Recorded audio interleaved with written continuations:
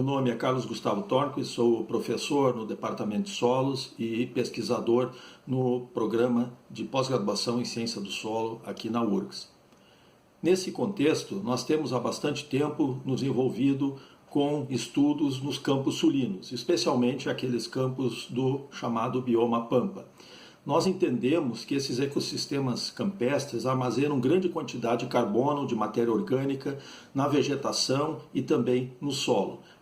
Entretanto, nós temos que entender que esses ecossistemas são diferentes dos ecossistemas florestais, por exemplo, onde grande parte da biomassa, ou seja, do carbono, está armazenado acima da superfície na vegetação. Ao contrário, nos ecossistemas campestres, o carbono está em grande parte no solo, em camadas subsuperficiais, tanto como biomassa viva, na forma de raízes, quanto armazenado no solo, na matriz do solo, como a gente chama, já de forma mais decomposta, mais estável e que às vezes permanece ali por bastante tempo. Estudos que se conduz para entender a dinâmica da matéria orgânica, no caso avaliada sempre como carbono, tem que padronizar as suas avaliações. E no caso nós trabalhamos usualmente com o carbono retido na camada superficial até 30 centímetros de profundidade. Existem outras recomendações internacionais de trabalhar até 1 metro, mas isso se torna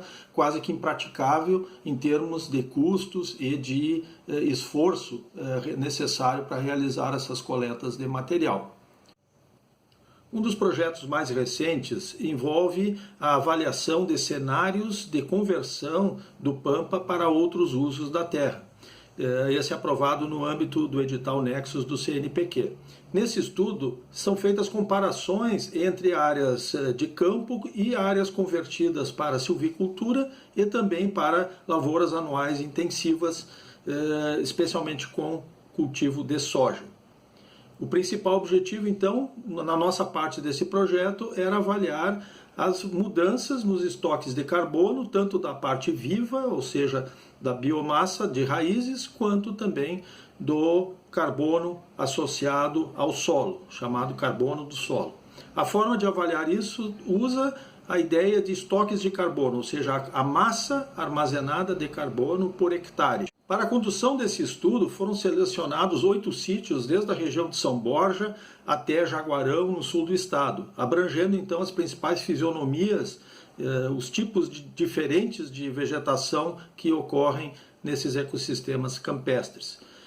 Os nossos resultados ainda são preliminares, mas a gente conseguiu observar que nas áreas sob silvicultura, já há mais de 10 anos, o primeiro ciclo da silvicultura, foram observados estoques de carbono menores.